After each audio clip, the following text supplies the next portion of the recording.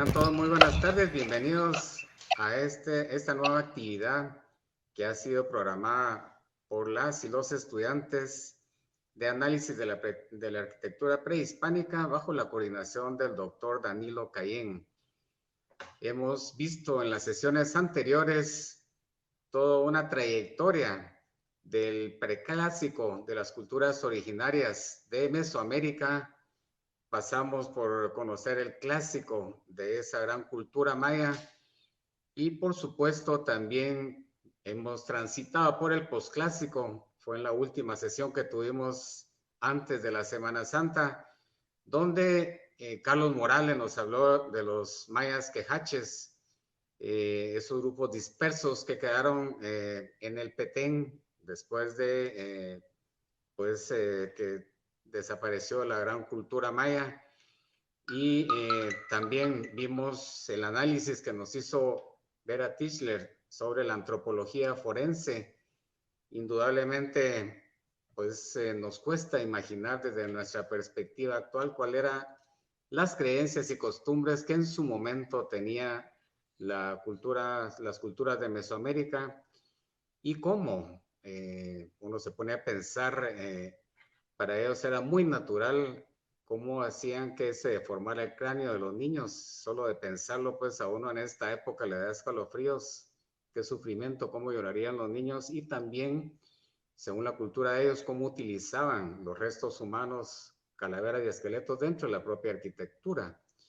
Y también vimos cómo transitó Edgar Carpio con los cambios que hubo en la ocupación en el posclásico, ya donde se trasladan algunas de las culturas de las tierras bajas del Petén a las tierras frías del altiplano de Guatemala, con también ciudades, sociedades, estado muy defensivas que se ubicaban pues en las partes altas de las laderas.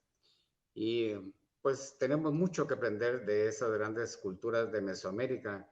Y ahora, nada más y nada menos, contamos con tres expertos que nos van a hablar ahora de la participación y de las culturas originarias en la época actual. Y para ello, pues contamos con la grata presencia de Lina Barrios, nuestra amiga de IDEIPI, del Instituto de Estudios Interétnicos y los Pueblos Indígenas, gran investigadora del IDEIPI, y nos va a hablar pues de la participación política de los grupos mayas actuales. Y yo creo que es pertinente platicar precisamente de las condiciones que tienen los mayas actuales en el año del bicentenario de la independencia de los criollos. Todos sabemos qué pasó a partir de la época de la colonia, lo que pasó con las culturas originarias que fueron esclavizadas, fueron desaparecidas en gran cantidad y bueno, esa cultura se mantiene hasta nuestra época, por lo tanto no hubo una real independencia de todo el pueblo de Guatemala, sino que solo de los criollos de la cultura dominante del tributo del Reino de España. Y las condiciones pues que prevalecieron en la época de la colonia persisten muchas veces para las culturas originarias. Luego también el licenciado Otto Román nos va a hablar del estado actual de los espacios ocupados de la civilización maya, cómo se encuentran actualmente estos espacios. Y el doctor Danilo Cayén va a cerrar esta tarde hablándoles sobre las luces y sombras de la arquitectura maya.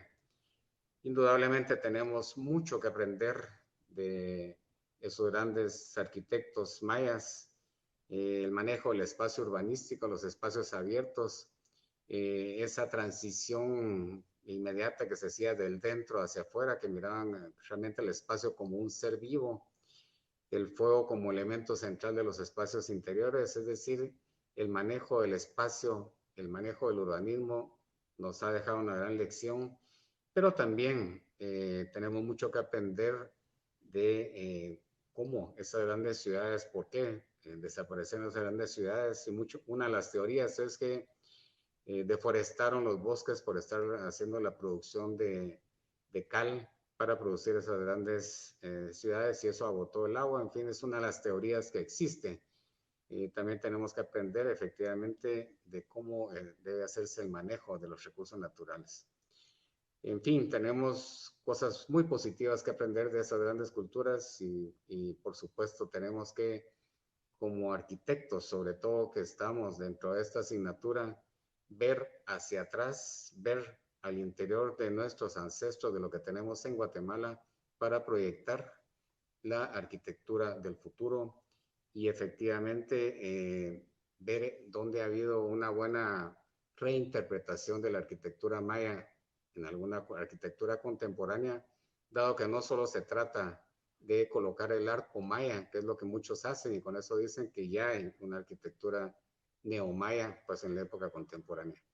Así es que algo de todo esto se va a tratar con nuestros distinguidos conferencistas y los dejo con nuestro conductor, con Emanuel Chu. Así es que muchas gracias a todos ustedes por estar aquí participando de esta actividad tan importante.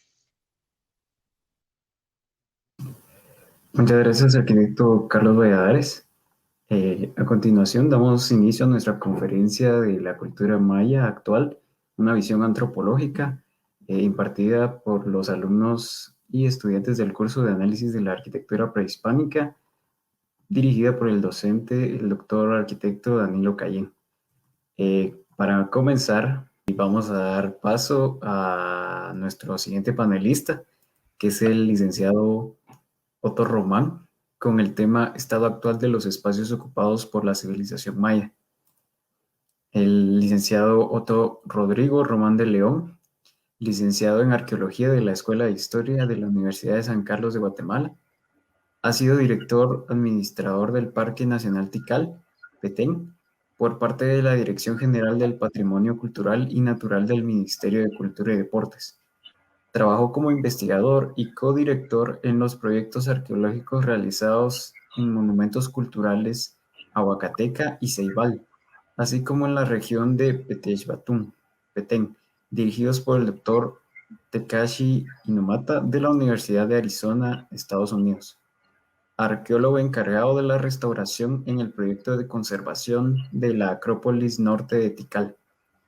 En los últimos 11 años ha sido coordinador de la Unidad de Enlace del Registro de Información Catastral de Guatemala y la Dirección General del Patrimonio Cultural y Natural del Ministerio de Cultura y Deportes, como encargado de la verificación y georreferenciación de sitios arqueológicos y lugares ceremoniales indígenas en el proyecto de Administración de Tierras Fase 2, en el programa de establecimiento catastral y consolidación de la certeza jurídica en áreas protegidas y las zonas declaradas en proceso catastral por el REC. Le damos la bienvenida al licenciado Otto Román. Muchas gracias. Buenas noches a todos. Voy a tener el gusto de compartir con ustedes, bueno, la presencia humana en el área protegida de la Reserva Maya. Tomé como ejemplo esto porque si hablamos de Guatemala, toda Guatemala ha sido ya habitada por la presencia humana pre y posconquista, ¿verdad? Entonces decidí tomar como ejemplo un área que está muy de moda hablar de ella, que es el área protegida de la Reserva Maya, por muchos conocidos como la RBM, o sea, la región de la biosfera maya. Como hablábamos o como escuchábamos hace un momento la licenciada, Mesoamérica y sus áreas culturales es muy amplia.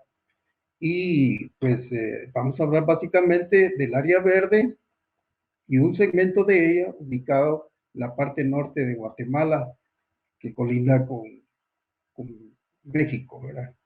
Por el lado norte y al este con Belice, que es el área maya. Este mapa muestra la presencia de lo que definimos como área maya y las ciudades, sitios arqueológicos predominantes. Casi podemos decir que muchos de ellos han sido ocupados a través de la colonia y donde se fundaron ciudades de origen colonial. En el ámbito científico, todos esos puntos que ven allá de color rojo son sitios arqueológicos. y decimos que en el ámbito científico de la arqueología hay más de 4.000 sitios arqueológicos en Guatemala. En el registro de bienes culturales y el Departamento de Monumentos Prehispánicos de la Dirección General de Patrimonio Cultural y Natural se tienen alrededor de 2.377 sitios registrados. Datos que van cambiando de acuerdo a la información que proporcionan los proyectos arqueológicos regionales y la verificación y georreferenciación de sitios arqueológicos realizado en el marco del convenio suscrito por el Registro de Información Catastral y la Dirección General del Patrimonio Cultural y Natural desde el año 2008. La Dirección General del Patrimonio Cultural y Natural cuenta con un registro de 744 sitios arqueológicos en los 14 municipios del departamento de Petén. Son todos estos puntos rojos que vemos ahí en los diferentes, pues, en la división política del departamento. Con la tecnología LiDAR aplicada por los proyectos de investigación arqueológica, estos datos están cambiando muy rápidamente.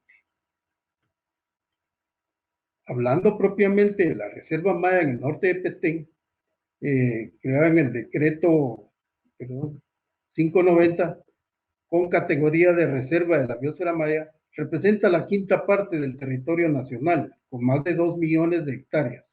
Tiene un registro de 482 sitios arqueológicos, pero como ya se dijo, esta cifra está cambiando de acuerdo a los proyectos arqueológicos y la aplicación de la tecnología LiDAR. Acá, como podemos ver, con diferentes colores, la zonificación de la RBM y concesiones forestales en el área protegida Reserva Maya. Como podemos observar, es todo una división ya hecha del pastel, ¿verdad?, que llamamos Reserva Maya. Esta imagen es una propuesta de zona cultural o cuenca Mirador por el proyecto arqueológico Mirador, que muestra la zonificación de la RM con concesiones forestales presentes. Como podemos ver, parte del norte de Guatemala que colinda con México y baja pasando por la parte noroccidental del Parque Nacional Tikal, introduciéndose al SOTS, biotopo San Miguel La Palotada, y sube por la Pasadita y por otras concesiones de la Reserva Maya, ubicadas en la zona de esos múltiples. El mapa regional de la zona cultural Mirador, que son estos polígonos delimitados en verde al interno, podemos verlos acá, presentados por el licenciado Julio Cotón. Decidimos que sería buena idea mostrar parte de la tesis del licenciado Cotón como una muestra de la presencia humana adentro de la Reserva Maya y sus consecuencias. En 2015, cuando él hizo su trabajo de tesis, ya denominada el registro de saqueos dentro de las investigaciones arqueológicas en el área central de la zona cultural Mirador. Él muestra este cuadro en su tesis que me parece interesante, ya que pues muestra la presencia humana desde el punto de vista de las causas y efectos del saqueo arqueológico.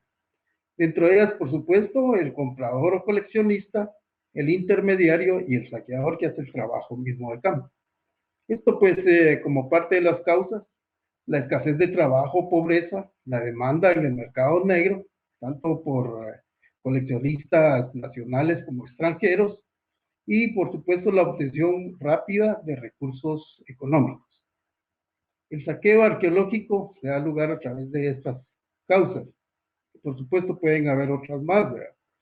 Y los efectos: pérdida de la historia, destrucción de sitios arqueológicos por excavaciones ilícitas, descontextualización de los materiales arqueológicos, daños ambientales y naturales a la arquitectura maya también. Una excavación ilícita, una trinchera de saqueo, un túnel, desestabiliza las estructuras arqueológicas, las cuales pues va creciendo la naturaleza, penetran las raíces, colapsan las estructuras y pues hay daños. Una parte importante del trabajo del licenciado Cotón en el 2015 es la muestra de este cuadro respecto a los saqueos por sitio arqueológico y por estructura, ¿verdad? Él tomó estos sitios arqueológicos que vemos acá del lado izquierdo, con su nombre, y luego muestra la estructura que compone el sitio, la cantidad, las estructuras saqueadas, las estructuras no saqueadas, perdón, las estructuras saqueadas, los saqueos contabilizados, el promedio de saqueos por estructura y un porcentaje de saqueo en el sitio. Como podemos ver, por ejemplo, el Lechugal tiene 403 estructuras, 132 estructuras no saqueadas, 281 estructuras saqueadas, saqueos contabilizados, 1020, promedio de saqueos por estructura, 3.63, y un porcentaje de saqueo en el sitio arqueológico de 68.04. Estos son datos dados en su tesis en el año 2015. Han pasado 7 años, ¿verdad? Ya, al menos 6. El Resbalón, por ejemplo, tiene 284 estructuras y así podemos ir viendo que tiene 111 estructuras no saqueadas, 173 estructuras que sí han sido saqueadas, 528 saqueos contabilizados, lo cual da un promedio de 3.05 saqueos por estructura, y haciendo un promedio de saqueo en el sitio de 60.92. Como podemos ver aquí en la columna de la derecha, oscila entre el 83.87% de saqueo en el sitio en Osh, Zacatal, y un 53.10% en Tamazul. En todas son más del 50%. Como un ejemplo, el sitio arqueológico El Lechugal, que muestra un 68% de estructuras saqueadas, podemos observar acá en la perspectiva del sitio realizada por el proyecto y la planta, que muestra estas líneas negras que son perpendiculares a la arquitectura de las estructuras de asentamiento de la ciudad, y podemos ver la cantidad de trincheras. Y adentro de las trincheras, túneles de saqueo, ¿verdad? Entonces, está bombardeado el sitio El Lechugal. Y esto lo mostramos adentro de una área que es conservada actualmente, ¿verdad? Los saqueos provienen de, por supuesto, de diferentes épocas de la historia de Guatemala, remontándose muchas de ellas a la época del chicle. El sitio arqueológico Tamazul, 53% de estructuras saqueadas, y esta pirámide que vemos acá es arquitectura mayor. La podemos ver con esta fotografía, y ubicada en esta parte está bombardeada de trincheras por sus 4 lados, y no así el resto, por supuesto, del sitio. El sitio arqueológico El Resbalón tiene un 61% de estructuras saqueadas, y como podemos ver acá en la planta, todas las trincheras de saqueo de las diferentes estructuras. Acá una trinchera a través de la cual se pudo ingresar al interior del recinto de una subestructura. Una cosa importante es mostrar también estas imágenes satelitales, una de 1984 y otra del año 2021. Acá tenemos el dato en el año 2021, toda la cobertura boscosa que ha desaparecido, tanto del lado de México como al interno de Guatemala. Mientras que en el año de 1984, aún gran parte de la RM o RBM, como se le quiera denominar, tenía una gran cobertura boscosa. Estas imágenes muestran que apenas del año 84 para el año 2021 ha desaparecido una gran cantidad de la cobertura boscosa. Y por supuesto, a la par de la pérdida de la cobertura boscosa, o incluso al interno del área con cobertura, hay gran cantidad de saqueo de patrimonio cultural, por supuesto, además de todo el saqueo que se ha realizado y la destrucción de la cobertura boscosa, el saqueo de las maderas preciosas, para empezar. Los lugares poblados que están en puntos amarillos en este mapa, y aproximadamente tenemos 472 adentro de la Reserva Maya. Algunas provienen de la historia de la fundación o del inicio de la época de la explotación del chicle en Guatemala. Como podemos ver, en el área de la SLAM de amortiguamiento está la gran cantidad, y estas que ingresan también en el área de la Laguna del Tigre y otras, como por esta región de acá, ¿verdad?, en el área de Huachactún, y bastante poblaciones ubicadas en el área de la concesión, de estas áreas concesionadas. Lo podemos ver si regresamos a la diapositiva anterior, que equivalen al área también de la pérdida boscosa, ¿verdad?, al oeste del SOX. Esta área de acá, el área de la zona de amortiguamiento, y la Laguna del Tigre, que está, muchos opinan que está ya perdida, ¿verdad? Estoy bastante de acuerdo con él. Aquí podemos ver nuevamente los poblados existentes en esta región. Oportunidades que tenemos o que se pueden mostrar dentro de esta reserva de la biosfera maya. Se ha visto como oportunidad la usurpación por la necesidad de suelo para cultivo y vivienda. A mayor población, cambio del uso del suelo y pérdida de la cobertura boscosa. Se ve también como oportunidad el enriquecimiento ilícito a través del saqueo del patrimonio cultural y natural indefenso.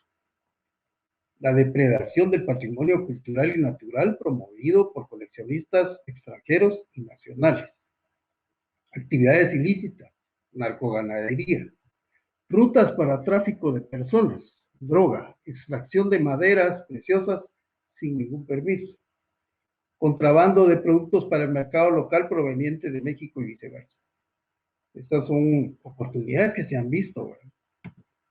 Otras oportunidades de tipo más positivo, el desarrollo sustentable de las comunidades a través de la práctica de actividades económicas amigables con el patrimonio cultural y natural inmerso, que se puede mencionar entre ellas el desarrollo y práctica de turismo comunitario, ecológico, cultural, arqueológico, de aventura, etc.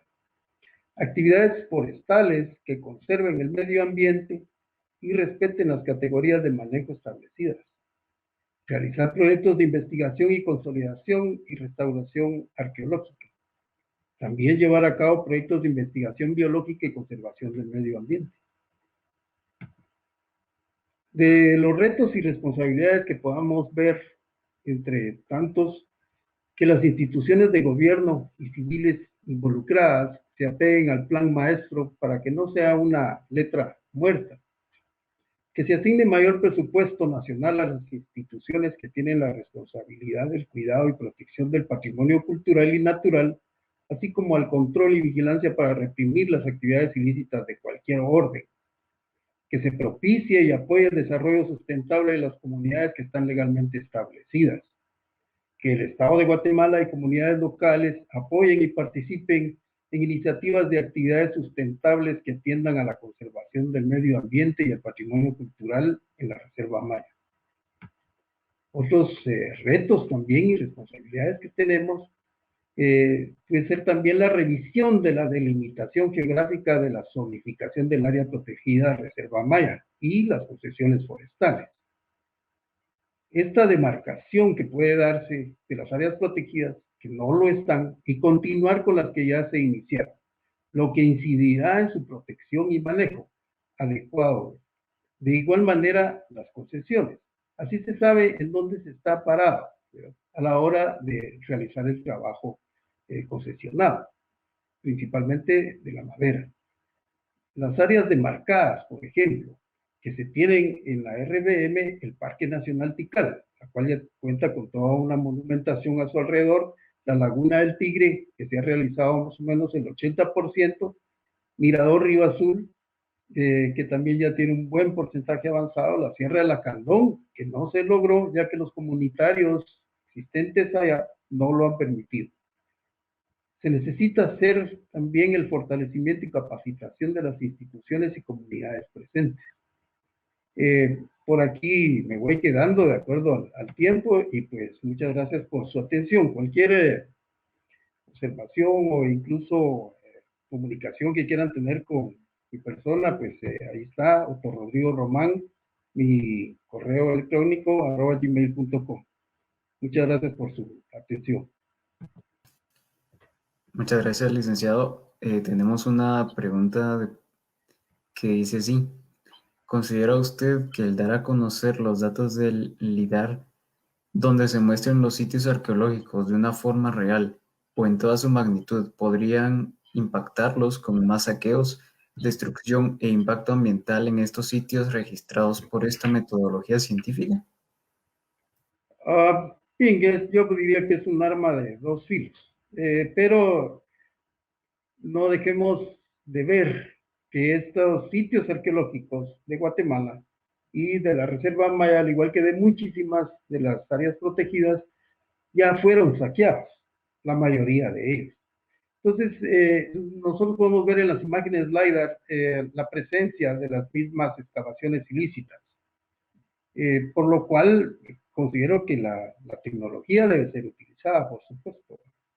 Es más, enfatiza y muestra la cantidad de saqueos y de saqueos que hay del patrimonio cultural en toda la región, no solo de la Reserva Maya, donde se está aplicando, sino yo que trabajo en catastro, me encantaría poder utilizar esta tecnología para cada municipio declarado en proceso catastral por el RIC. Podríamos ver a través de él su ubicación precisa, tanto de los sitios arqueológicos que han sido dados a conocer o que están en la base de datos del Instituto de Antropología e Historia, como también aquellos que no lo están. Entonces podría ser un mapeo no solamente del área de la Reserva Maya, sino afuera de ella y en las demás áreas protegidas de Guatemala. Sí creo que es importante que se dé a conocer. Los sitios arqueológicos ya están saqueados. Podría aumentarse el saqueo también. Por eso dije que es un arma de dos filos, ¿verdad?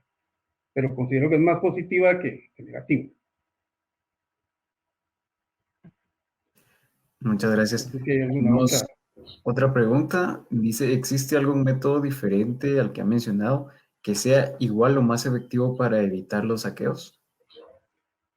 Para evitar los saqueos estamos un poco tarde, pero yo considero que para el mapeo y para el registro de sitios arqueológicos en Guatemala, pues hemos sido los LiDAR de a pie, ¿verdad? Los que caminamos las regiones y vamos con conocedores al interno, tanto de la selva como de las montañas del altiplano, etc.